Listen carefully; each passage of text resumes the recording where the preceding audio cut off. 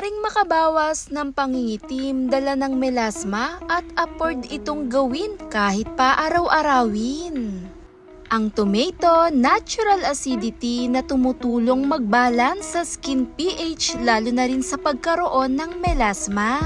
Half tomato ang aking ginamit at naglagay ako dito ng kape. Ang kape, natural astringent kasama ng tomato. Sa kombinasyon ng kamatis kasama ng kape, parehong napakaganda, mayaman sa antioxidant at naglalaman ng lycopene na tumutulong magbigay pusyaw sa balat.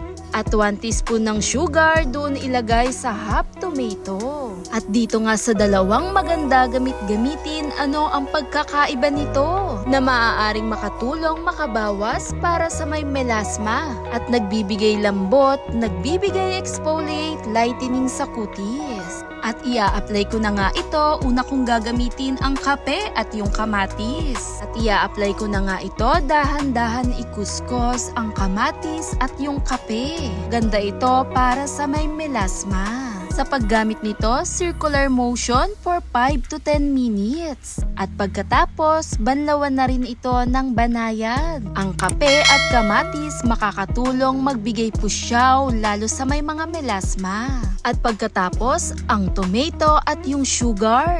Dahan-dahan i-scrub. Ito'y tumutulong magbigay smooth sa balat, brightening, tumutulong sa may acne, tumutulong maglinis lalo sa pores. Sa dalawang kombinasyon na ating mga ginamit, may pagkakaiba at maganda gamitin kung ikaw ay meron melasma at gusto mong magbigay pusyaw, makakatulong itong ginawa natin. Tomato coffee, tomato sugar.